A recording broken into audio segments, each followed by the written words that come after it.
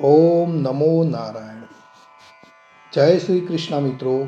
ભક્તિમાર્ગ ચેનલમાં ફરી એકવાર તમારું હાર્દિક સ્વાગત કરું છું. મિત્રો, કવચ પાઠ કરતાં પહેલાં ભગવાન વિષ્ણુ નારાયણ, શ્રી હરિ તેમજ સર્વ દેવોને વિશ્વ શાંતિ અને આત્મશુદ્ધિ માટે પ્રાર્થના કરવી શ્રેષ્ઠ ગણાય છે. તો આપણે આપણા પરિવાર માટે તેમજ વિશ્વ કલ્યાણ માટે શ્રી હરિને પહેલાં પ્રાર્થના કરીશું. પછી આપણે સંપૂર્ણ નારાયણ કવચનો પાઠ સાંભળીશું અથવા તો કરીશું. પ્રાર્થના.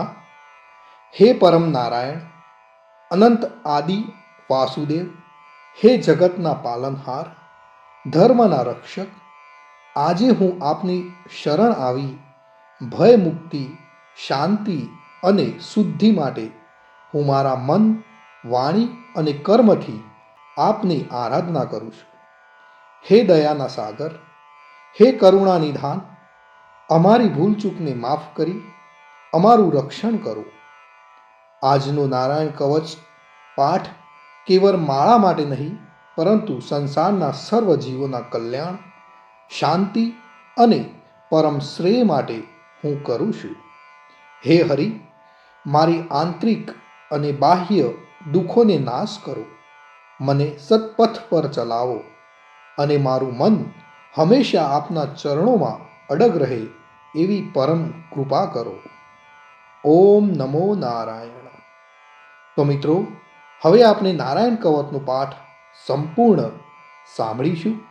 એ પહેલાં તમે જો પ્રથમવાર આ નારાયણ કવચ સાંભળી રહ્યા છો તો ચેનલને જરૂરથી સબસ્ક્રાઈબ કરજો અને કોમેન્ટની અંદર જય શ્રી કૃષ્ણ લખવાનું ભૂલશો નહીં. શ્રી નારાયણ કવચ. શ્રીમદ ભાગવતના છઠ્ઠા સ્કંદના 8મા અધ્યાયમાં શ્રી નારાયણ કવચ ત્વષ્ટા ઋષિના પુત્ર વિશ્વરૂપ ઇન્દ્રને કહે છે. વિશ્વરૂપ કહે છે, જ્યારે ભયનો સમય પાસે આવ્યો હોય ત્યારે મનુષ્ય હાથ પગ ધોઈ આચમન કરી ઉત્તર દિશા તરફ મુખ રાખી નારાયણ કવચનો પાઠ કરવો જોઈએ. જ્યારે ભય આવે ત્યારે શ્રી નારાયણ રૂપ નામનું બખ્તર આપણે ધારણ કરવું જોઈએ. તો આ પ્રમાણે છે મિત્રો નારાયણ કવચનો પાઠ, જે આપણે સંપૂર્ણ હવે સાંભળીશું. ગરુડની પીઠ ઉપર ચરણ કમળ ધારણ કરનારા, 8 સિદ્ધિઓવાળા, 8 બાહુઓવાળા અને તે 8 બાહુઓ વિશે શંખ, ચક્ર, ઢાલ, ગદા, બાણ, ધનુષ તથા પાસને ધારણ કરનારા શ્રી હરિ મારી સર્વ પ્રકારે રક્ષા કરો. જળમાં મત્સ્ય અવતારધારી ભગવાન જલતંતુઓથી તથા વરુણના પાસથી મારી રક્ષા કરો. માયાથી બટુક બનેલા વામનજી સ્થળમાં મારી રક્ષા કરો. શ્રી વિશ્વરૂપ ત્રિવિક્રમ ભગવાન આકાશમાં મારી રક્ષા કરો. જેના અઠહાસ્યથી દિશાઓ ગાજી ઉઠી હતી અને ગર્ભિણીઓના ગર્ભ પડી ગયા હતા, તેવા નૃસિંહ ભગવાન દુર્ગ, વન અને યુદ્ધ ભૂમિમાં મારી રક્ષા કરો.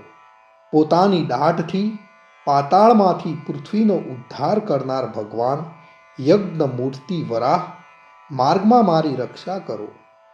પરશુરામ પર્વતોના શિખરોમાં મારી રક્ષા કરો અને ભરતના મોટા ભાઈ રામ ભગવાન તથા લક્ષ્મણ પ્રવાસમાં અમારી રક્ષા કરો. ઉગ્ર ધર્મ અને પ્રમાદથી નારાયણ ભગવાન મારી રક્ષા કરો.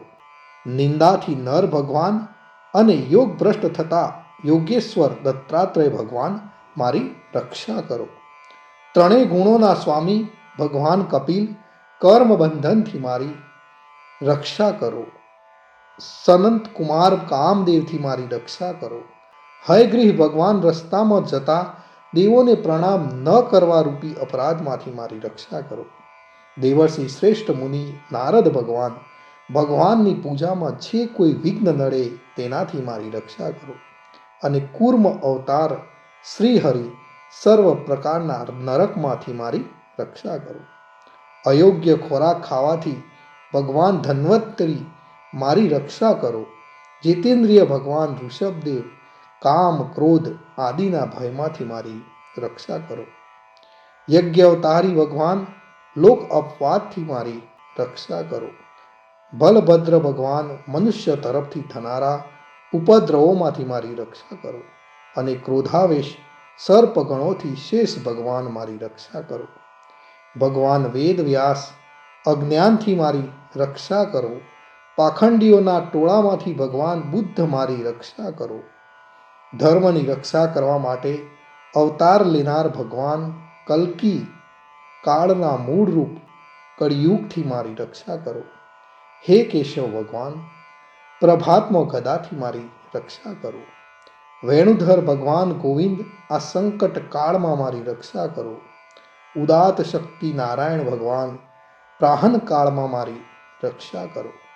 અને ચક્રધારી ભગવાન વિષ્ણુ મધ્યાહન કાળમાં મારી રક્ષા કરો.